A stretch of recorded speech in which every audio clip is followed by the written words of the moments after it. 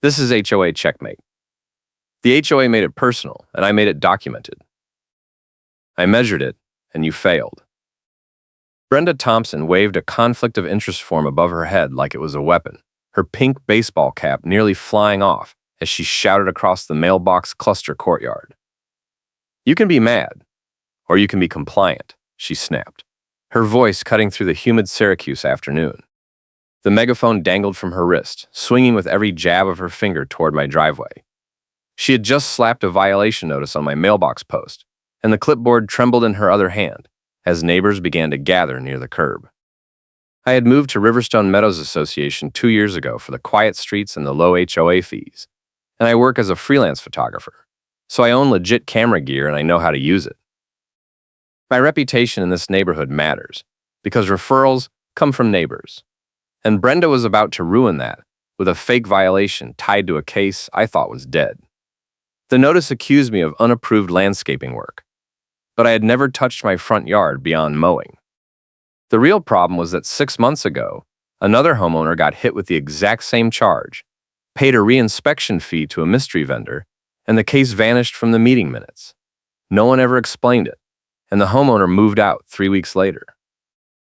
Now it was happening to me, and Brenda was the landscaping committee lead who filed the complaint. She stood there with her sleek low ponytail swaying as she tapped the clipboard, her gray windbreaker zipped tight despite the August heat. The megaphone glinted in the sun, a prop she used to announce mailbox violations like she was running a drive-through window. A key ring with too many keys hung from her belt loop, jangling every time she moved, and she shook it now, like it was a symbol of authority. I need to see the original complaint, I said, keeping my voice calm. I stayed on my driveway, 20 feet away, arms crossed. Show me who filed it and when. Brenda clutched the clipboard tighter.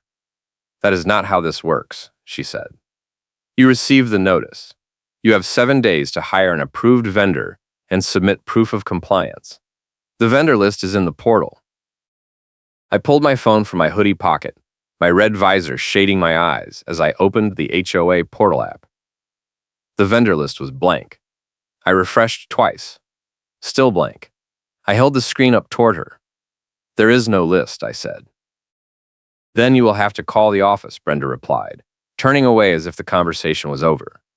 But the 7-day clock started today, so I suggest you move quickly. The neighbor watering his lawn, an older guy named Rick, lowered his hose and stared at her. He had been standing there the whole time, and his expression said he had just heard something that did not add up. Brenda noticed and shot him a glare before walking toward her silver sedan parked near the curb. Go ahead and call whoever you want. I have a committee for that, she said over her shoulder, her voice dripping with mock politeness. I stood there watching her drive away, the keyring still audible even after she was out of sight. Rick walked over, coiling his hose. That was weird, he said quietly. She did the same thing to the Parkers last winter. They ended up paying like $600 to some landscaper, who showed up once and left, without doing anything. I asked Rick if he remembered the name of the vendor. He shook his head, but he said the Parkers had complained to the board and got nowhere. They moved out in March. The case never showed up in the meeting minutes, and no one ever explained why the violation disappeared. That was my first clue. The pattern was already there. Brenda was filing complaints, forcing compliance through an approved vendor that no one could find, and then making the case vanish once the homeowner paid. It smelled like a kickback scheme, and I was the next target. I wrote down every word, because later I planned to read them back to her. I went inside and opened my laptop, pulling up the last 6 months of board meeting minutes from the HOA website. I downloaded every PDF and searched for landscaping violations. There were 3 cases listed between January and March, all closed without detail. No vendor names, no reinspection results, just a line that said, compliance achieved. I cross-referenced the addresses with the neighborhood map. 2 of them were corner lots near mine. The third was across the street. All 3 homeowners had moved out or stopped attending meetings.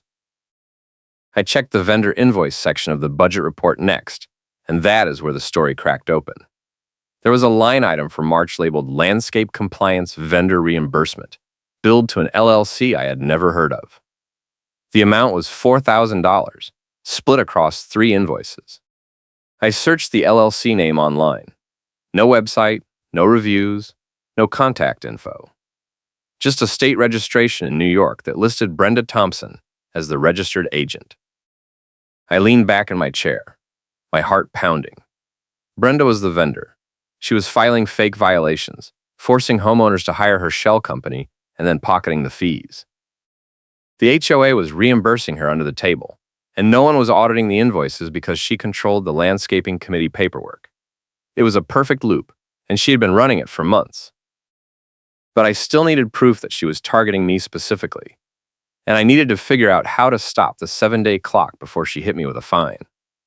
My phone storage was almost full, and I had hours of raw footage from a wedding shoot last weekend that I had not backed up yet. If I lost my phone or the storage corrupted, I would lose the doorbell camera backup I had been saving since the Parkers case. I needed to act fast. I called the HOA management company, a regional firm that handled 5 associations in the Syracuse area. The receptionist transferred me to the compliance officer, a woman named Janet, who sounded tired before I even explained the problem. I told her about the violation notice, the missing vendor list, and the budget line item tied to Brenda. Janet sighed. "I cannot discuss internal vendor arrangements with homeowners," she said. "If you have a compliance issue, you need to follow the process in the notice." I asked her if the board had ever audited the landscaping committee vendor invoices. Long pause. Then she said, "That would be a board decision. You can submit a records request if you want to review invoices." I told her I wanted to submit a records request right now, over the phone. She said I had to email it in writing, and they had 10 business days to respond under New York law. I asked if the 7-day compliance deadline would be paused while I waited for the records. She said no. I hung up and immediately drafted the records request email. I asked for all landscaping committee meeting minutes, vendor invoices, compliance case files, and board correspondence related to landscape violations from January to present. I attached a PDF copy of the violation notice Brenda had given me and hit send. Then I called Rick and asked if he still had the Parkers' contact info. He gave me a phone number. I texted the Parkers and explained who I was. They responded within an hour. They told me they had paid $575 to a vendor Brenda recommended, and the guy showed up once, walked around their yard for 10 minutes, took photos, and left. 2 weeks later, the violation was marked resolved in the portal, but they never received a reinspection report. When they asked Brenda for documentation, she told them the case was closed, and they should stop making trouble. They moved out because they were afraid she would keep targeting them. I asked if they had saved any emails or receipts. They sent me a screenshot of the vendor invoice. The company name matched the LLC from the budget report. The invoice was dated March 8th, but the metadata on the PDF file said it was created on March 22nd, 2 weeks after the alleged service date. That was my second clue. Brenda was backdating invoices to make the timeline look clean. I spent the rest of the afternoon pulling together a case file. I printed the budget report, the Parkers screenshot, the meeting minutes, and my own violation notice.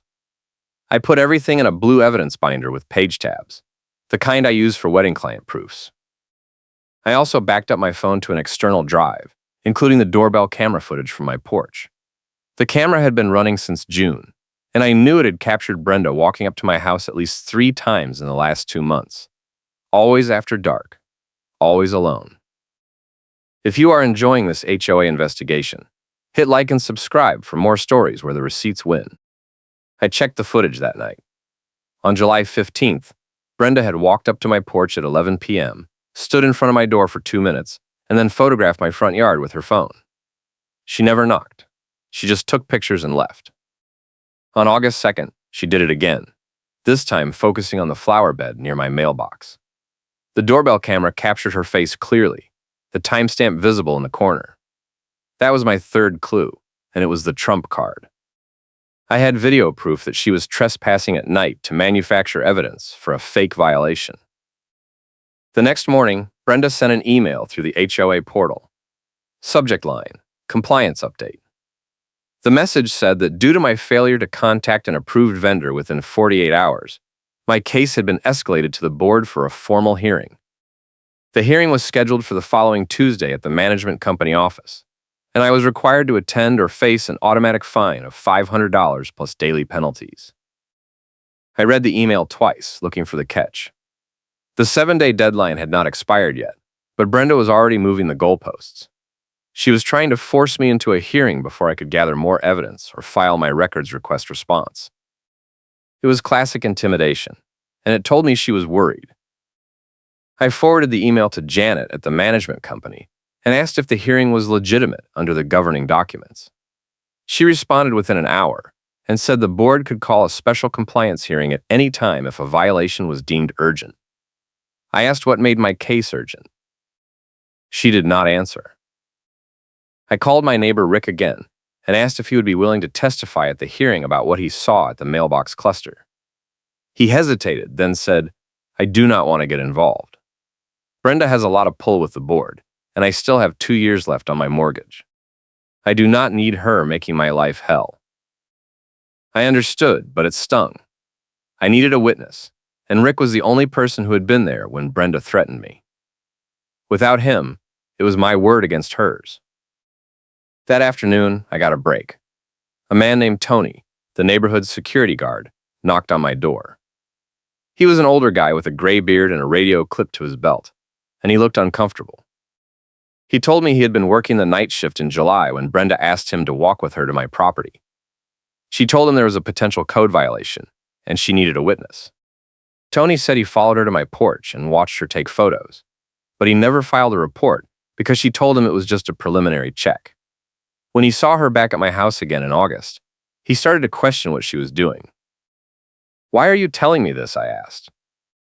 "Because she keeps using me like muscle," Tony said. "She tells homeowners I am backing her up, but I am not. I am tired of being part of whatever she is running."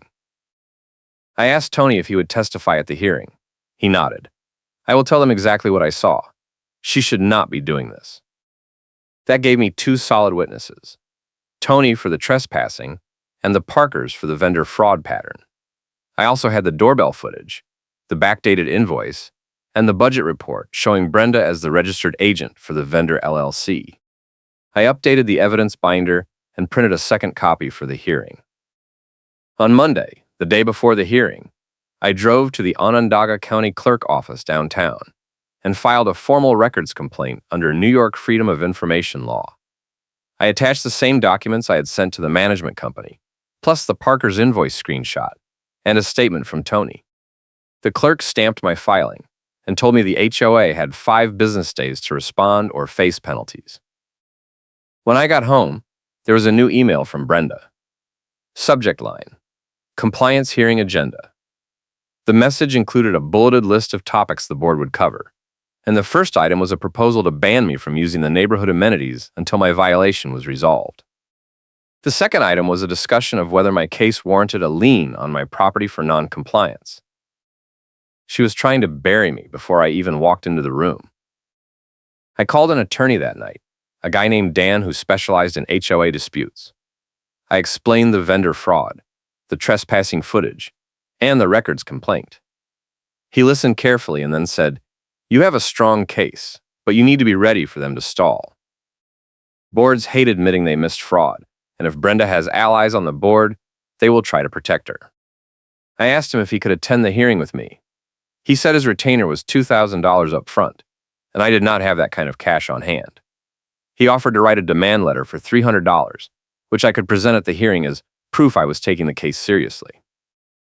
I paid him and he sent the letter that night. It was 1 page, professionally worded, and it outlined the evidence I had gathered, the FOIL complaint I had filed, and the potential civil liability the board faced if they proceeded with the hearing without addressing the fraud allegations. He sent it directly to Janet and copied the board president. Tuesday morning arrived. The hearing was scheduled for 6 p.m. at the management company office, a bland commercial building near the highway. I packed the evidence binder, the attorney letter, my laptop with the doorbell footage queued, and a portable speaker in case they did not have a projector. I also brought a printed copy of the FOIL complaint filing receipt, stamped by the county clerk. I got there 15 minutes early. The lobby was empty except for Janet, who sat behind a desk with a stack of folders. She glanced at me and said, "The board is running a few minutes behind. You can wait in the conference room." I walked into the conference room and immediately felt the setup. Brenda was already seated at the head of the table, flanked by two board members I recognized from the annual meeting. The board president, a man named Greg, sat to her left. The treasurer, a woman named Linda, sat to her right. Both of them had copies of the hearing agenda in front of them, and Brenda had her laptop open with a slideshow on the screen. The title slide read, "Compliance Case Review, Lot 47. No one greeted me. I sat down across from them and set the evidence binder on the table. Tony walked in a moment later, still in his security uniform, and took a seat beside me. Brenda saw him and her expression flickered, just for a second, before she reset into a smile. Greg opened the meeting by reading the alleged violation aloud.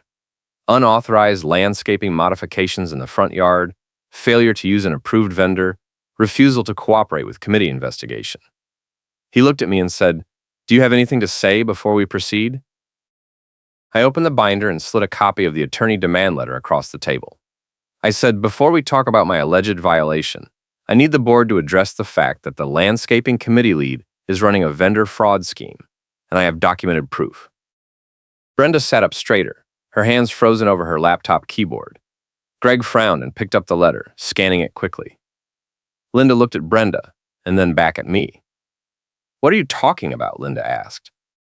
I walked them through the evidence step by step. I showed them the budget line item with Brenda listed as the vendor LLC registered agent. I showed them the Parker's backdated invoice with the metadata timestamp mismatch. I showed them the records request I had filed and the FOIL complaint stamped by the county clerk. Then I opened my laptop and played the doorbell footage. The room went silent as the video showed Brenda walking up to my porch at 11 p.m. on July 15th, taking photos of my yard and leaving without knocking. The timestamp was clear. Tony spoke up and confirmed he had been with her on one of those nights, and he had never filed a formal report because she told him it was unofficial. Brenda finally broke. She stood up, her chair scraping loudly, and pointed at the screen. "That is taken out of context," she said, her voice rising. "I was conducting routine compliance checks, which is my job as committee lead. I do not need permission to walk through the neighborhood." "You need permission to trespass on private property at night," I said. "And you definitely need to disclose that you own the vendor company you are forcing people to hire." Greg held up a hand. Everyone calmed down. "Brenda, is it true that you are listed as the registered agent for this vendor LLC?" Brenda hesitated, then said, "That is a conflict of interest form issue. Conflicts are optional if they are disclosed in advance." "That is not optional," Linda said, flipping through her own copy of the governing documents. "Vendor relationships require full disclosure and board approval. If you are billing the association through your own company, that is a direct conflict." Greg looked at Janet, who had quietly entered the room and stood near the door. "Janet, did we ever approve this vendor relationship?" Janet checked her tablet and shook her head. "There is no vendor approval on file for this LLC. The invoices were submitted directly by the landscaping committee and processed as reimbursements." Brenda tried to recover. She said the vendor relationship was disclosed in a committee meeting months ago, and the minutes should reflect that. I pulled out the printed meeting minutes from my binder and passed them to Greg. I had highlighted every landscaping committee entry from January through August. None of them mentioned the vendor LLC, and none of them mentioned Brenda disclosing a conflict. Greg set the minutes down and looked at Brenda. "You need to step out of the room while we discuss this." Brenda grabbed her laptop and her megaphone, the keyring jangling as she stood.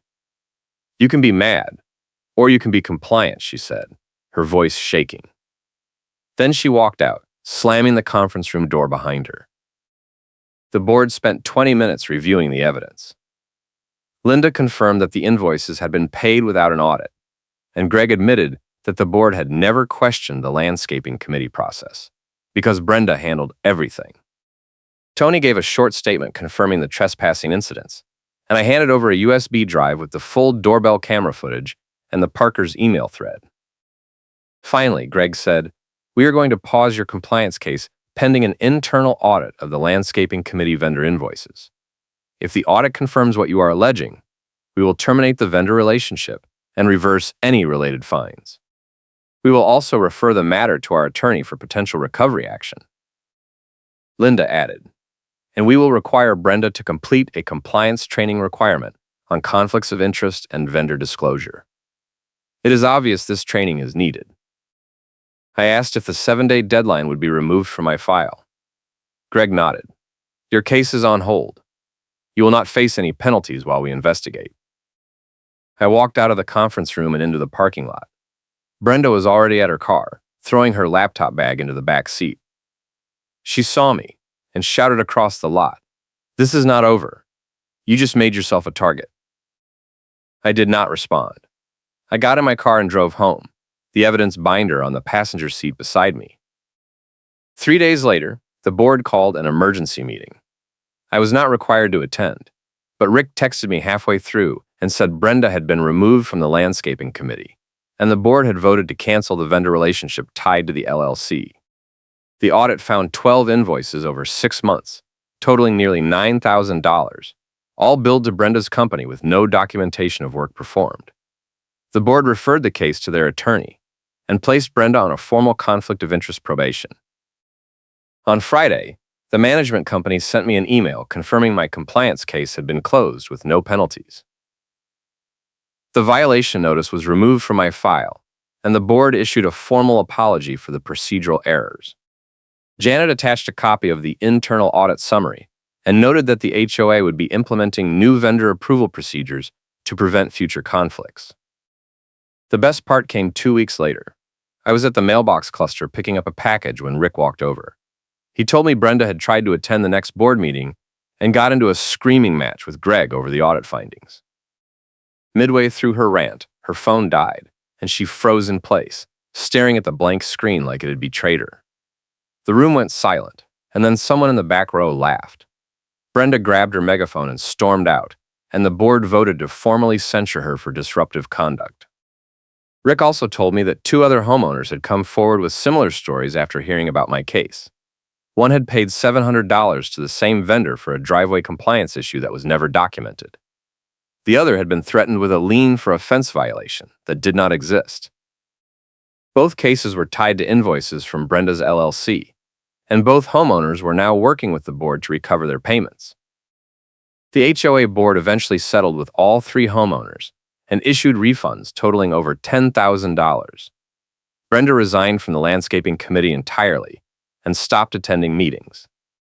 Her name disappeared from the vendor invoices, and the board hired an independent compliance firm to handle future violations. The case became neighborhood legend, and anytime someone mentioned Brenda, someone else would joke about the megaphone and the keyring.